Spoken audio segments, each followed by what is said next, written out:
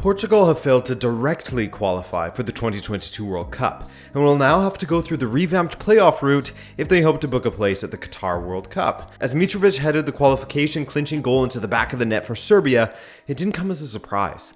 This Portuguese side has been underachieving under Fernando Santos since their 2016 triumph of the European Championships, with no identity and laborious play to go with their middling results. All this despite having a supremely gifted squad, which is often the bailout. Hello and welcome to Rabona TV, where today we'll have a bit of an opinion piece on Fernando Santos and how he runs this Portuguese national team, what happened in qualification, his performances at major tournaments, and more. For those that were with me during the Euro 2020 coverage, you already know how I feel given one of my match reactions for Portugal. But we're going deeper this time, much deeper. And if you want to go in on some in-depth coverage on whatever team or country you support, then our sponsors OneFootball are the answer. OneFootball has kept me up to date on all of the most important matches during this World Cup qualifying campaign, so even if I'm watching Canada or Portugal, I know everything that's happening elsewhere, minute by minute. Just follow the teams, competitions, countries, or even players you care about, and get scores sent to you when you're on the go, have a custom-tailored newsfeed with all the important aspects at the forefront, watch videos, highlights, interviews, and even live matches, and so much more. So use the link in the description or scan this QR code to download the OneFootball app on the platform of your choosing for free, and keep yourself up to date on all things football. And thank you to OneFootball, good friends of the channel. I need to start by applauding Serbia, who came to Portugal and made the Estadio da Luz their home. They were the team on the front foot. They were the team that was dictating the play. And I guess an argument that some would use in that scenario would be, well, yeah, they had to because they needed to win to qualify. So of course they were up for it and trying to win. Portugal just needed a draw. But if Portugal was playing to not lose, then it feeds directly into the entire issue that they have. But I'm already going off track from my praise for Serbia. Dragan Stojkovic has been in charge of Serbia since the end of March, and in that span of 12 matches that he has been in charge, he has lost just once, and that was in a friendly. Other than that, across friendlies and qualifiers, he has been as close to perfect as you can get. 8 wins, 3 draws. He has horses for courses, as Serbia have played with a few different shapes, and he has a talented squad to boot. Kostic, Tadic, Zivkovic, Milinkovic-Savic, Vlahovic, Milenkovic at the back, Mitrovic off the bench, amongst others. There's talent in that Serbian squad, and they deserve to go to the World Cup. But that aside, Portugal were once again terrible to watch. For a team so talented, as mentioned earlier, what's their identity? They are a team of gifted attackers that aren't being instructed to play attacking football, but they aren't playing mega defensively either, more just a cautious approach that, with all things considered as far as personnel and the instructions from the manager, or lack thereof, equates to a watered-down, indecisive approach to the game that fails to exploit Portugal's many strengths. After Renato scored after just 2 minutes, they sat back. They started well, scored, and sat back. What other outcome could you expect against a talented team like Serbia? I think overall Portugal has better individuals, yes, but Serbia do have talent in the squad and quite clearly a coach who knows how best to play them, and thus the sum is greater than its parts. Why go so defensive if you're Portugal?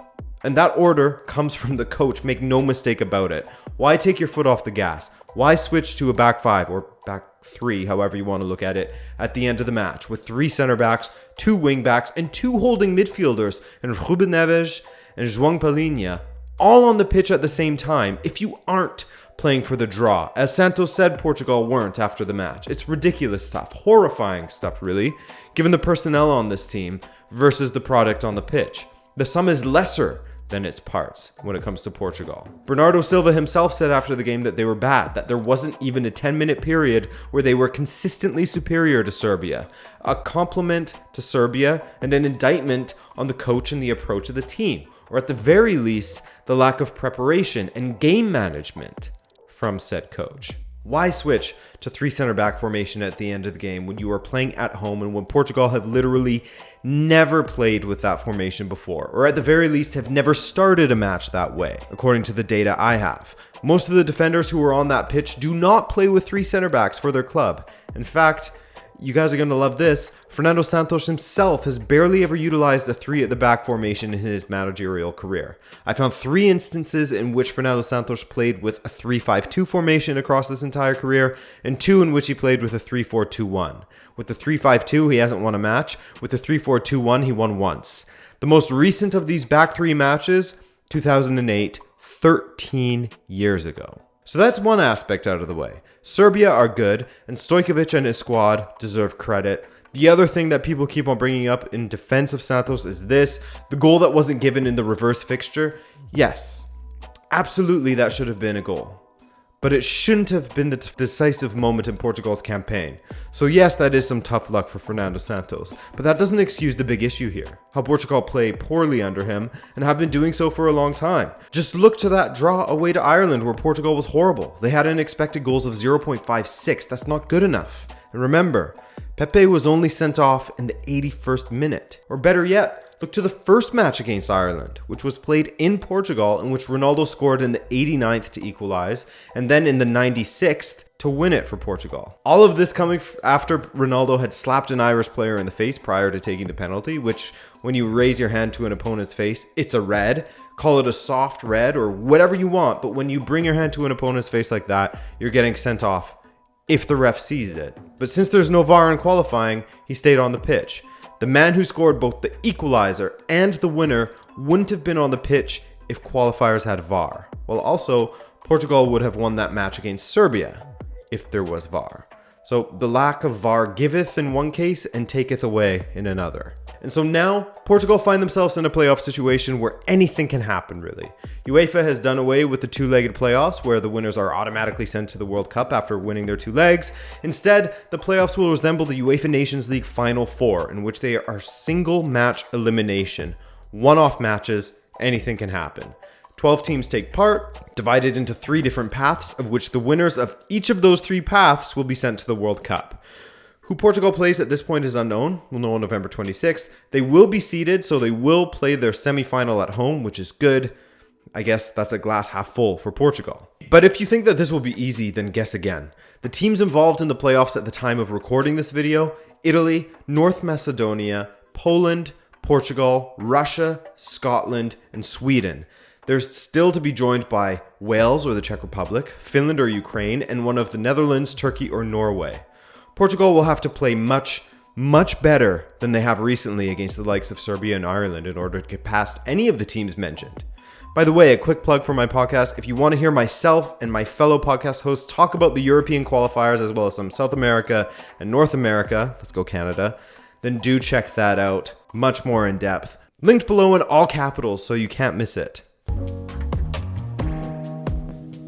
Let's recap how good Santos has been in qualifiers, because that's worth pointing out, even if being great in qualifiers doesn't win you anything. It's all about the major tournaments, right? Which we'll get to later. But overall in European Championship qualifiers, Santos has a record of 12 wins, 2 draws, and 1 loss.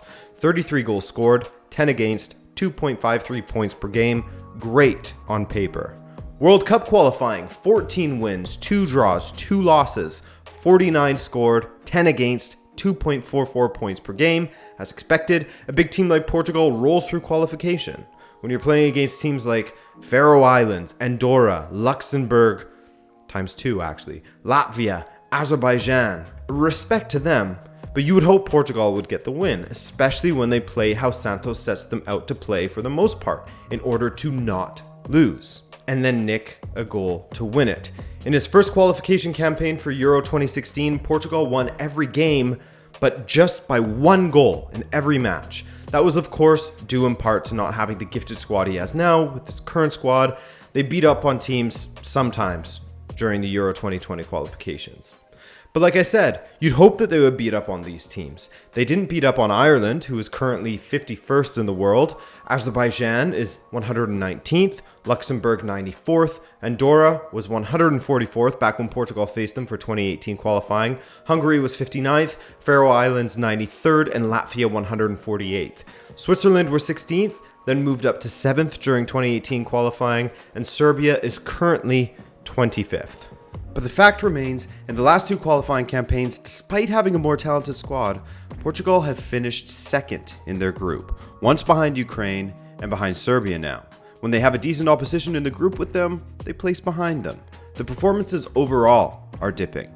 Compare this to the other top nations in Europe that Portugal should be rubbing shoulders with, and they are the ones that have been underachieving in this regard. And let's say Portugal win both their semi-final and their final to qualify for World Cup 2022. What are the expectations with Santos based on previous performances at major tournaments? Long story short, not very high at all, even with a major tournament win under his belt. Let's go over some of the results, with the focus being mainly on how things have panned out in regulation time, i.e. the first 90 minutes of a match, because that's important. So, to Santos' first major tournament, Euro 2016, obviously Portugal won this tournament despite having a poor squad in comparison to the current one, not nearly as gifted. So a massive credit to Santos for taking his squad's ability into consideration and employing a style of play that was ultimately worked, I should say. Not necessarily effective, if we consider 90 minutes to be a football match. And the reason why I discount it slightly is for two reasons. One, Portugal finished third in their group, not winning a single game. They drew against Austria, Hungary, and Iceland. Not fantastic, but with the expansion of the tournament, they're one of the best third-place teams. Any other iteration, they would have been out. From there, they went on to face Croatia, and that match ended in a draw. But Portugal got the winner in extra time. That's 4 draws in a row, basically. Against Poland, another match that ended in a draw. They couldn't get the win in the 90 minutes, the 5th in a row, but they eventually won via the shootout. Finally, in the semi-finals, their 6th match, they beat Wales within the first 90, check mark there, and in the final against France, they won 1-0 thanks to a wonder strike from Eder in extra time. So 1 match won in regulation from 7 in that first tournament. World Cup 2018, Ronaldo hat-trick and De Gea blunder gives Portugal the 3-3 draw with Spain in their first match, then a 1-0 win over Morocco, and a 1-1 tie with Iran, so Portugal finishes 1 point ahead of Iran to advance. In the round of 16, they are drawn against Uruguay, which led to a 2-1 loss to Uruguay as they failed to break down Uruguay's low block. All said and done, just 1 win from 4 matches. So far in major tournaments, 2 wins within 90 minutes from 11 matches. And finally, Euro 2020, 3-0 against Hungary to kick things off, but it took 84 minutes to find the goal, and then a penalty, and then Hungary were dead, and Portugal got a third. Hungary actually had a goal disallowed in the 79th, which would have changed things. Rightfully disallowed, however. Great offside trap from Pepe. Follow that with an embarrassing display against Germany in which Santos was completely exposed as Gosens contributed to the same goal over and over again. 4-2 loss there against a German side that was basically just waiting for Jogi Löw to leave. Hey, by the way, look at how good Germany are again now that they have a new manager in there with new ideas. Anyways, getting off track here. 2-2 draw with France, which made for a nervy end to the group as once again, Portugal benefit from the change in format, advancing as a third-place team, only to lose 1-0 against Belgium in the round of 16, again unable to break down their deep-lying defense. So Portugal under Santos have won just 3 matches within 90 minutes of play across 3 major tournaments. 15 matches played, 3 of them won within 90 minutes, yet a major tournament won along the way somehow. All of this despite finishing 3rd in their group twice, where otherwise they would have been eliminated in the group stage from 2 of their 3 tournaments under Santos. Is that good enough?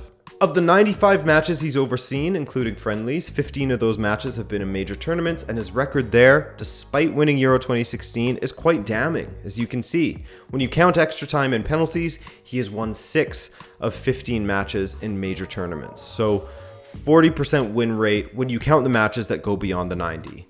That really isn't anything to write home about, with the massive paradox, of course, being that of the 3 tournaments he's managed Portugal in, he's won one of them, the European Championship, something that only 15 other managers in football history have managed to do, despite finishing as the 3rd best team in a 4-team group on 2 occasions. You know what? Portugal is basically the jacked Sheba versus wimp Sheba meme, in a sense. Jacked Sheba during qualification because every big team is great in qualification. Look at England, for example. In qualification, Portugal barely ever lose. They're jacked Sheba, an absolute wimp Sheba in major tournaments, a wimpy Sheba that have won just 3 times within the 90 minutes from 15 attempts on the big stage. The only difference is is that we're now starting to see these poor major tournament performances bleed into qualifying, except Santos has the benefit of playing a Luxembourg or a Faroe Islands or Latvia along the way. So what's next? More of the same, I would assume. Fernando Santos has a contract that will see him stay with Portugal until the conclusion of Euro 2024, assuming there are no disasters, like a failure to qualify for a tournament along the way. I think that Fernando Santos will forever have the gratitude of the Portuguese people for giving them that first major trophy, Euro 2016, and the fact that he continues to stay in the Portugal job after two very, very disappointing showings in 2018 and Euro 2020 is still based off of the sort of credit in the bank that he has from 2016. But as the squad and the talent evolved, the manager hasn't at all. Portugal and Santos were a great fit back in 2016, back when Portugal hadn't yet seen the benefit of the academy gold mines from their big clubs. Now, they have a wealth of talent, the kind of deep squad that many nations would die for, with players plying their trade all over Europe's top 5 leagues and playing important roles in doing so. In particular, they have a lot of attacking talent that it sort of feels like is going to waste under the current manager. Like I said earlier, their identity is hard to nail down. They aren't really defensive, and they certainly have no cohesive structure in the attack. It all feels a bit random. It all feels a bit Manchester United in a sense, just waiting for an individual bit of brilliance in order to get a goal. How many times have we seen that from Ronaldo for Portugal? The last great performance as a team came against Croatia in the UEFA Nations League, but everything else that has followed has felt tepid, cautious, and unbefitting of a team that should be playing liquid, electric football. Perhaps someone like Paulo Fonseca could take over, who gets his teams to play great attacking football, but there are plenty of reservations about him, mostly in defense. Perhaps it's time to allow Rui Jorge, who manages the under-21s, to have a crack at it. Under him, Portugal would play a 4-4-2 diamond, kind of like this, as tweeted by Zach Lowy, and they would have the benefit of having some defensive solidity via Palhinha, two hardworking eights via Bernardo and Renato, who could cover the overlapping attacking fullbacks, while also having Bruno on the pitch to combine with Ronaldo and João Felix or Rafael Leão in the attack. Instead, at Euro 2020, for example, Santos rolls out the double pivot with two slow defensive midfielders, and Portugal lacks any link-up going forward until he brought on someone like Renato to drive the ball forward as opposed to sideways and backwards all the time from the likes of Danilo. One defensive midfielder is great. Having someone like João Palhinha in there is perfect, as I said earlier. Two is unnecessary, so long as you have the right team around the lone defensive midfielder. But Santos is married to cautious football, so this isn't likely, and I guess we're all just old men shouting at the clouds because an old dog won't learn new tricks. Expecting him to play some attacking football in the playoffs? It's never going to happen. Hopefully for Portugal's sake, it works. Because it feels like a waste of a truly great generation of talent, and I just hope that Portugal will continue to produce great talent for the next manager. It's promising in that regard, given the academies and, the U21s, but you never know. Nothing is for certain. Anyways, guys, that's it for this one. Drop a like if you want to see more videos from us. YouTube recently changed how likes and dislikes affect your recommended videos, so if you haven't been seeing me lately, you now know why. Anyways, I'm Adrian. Take care.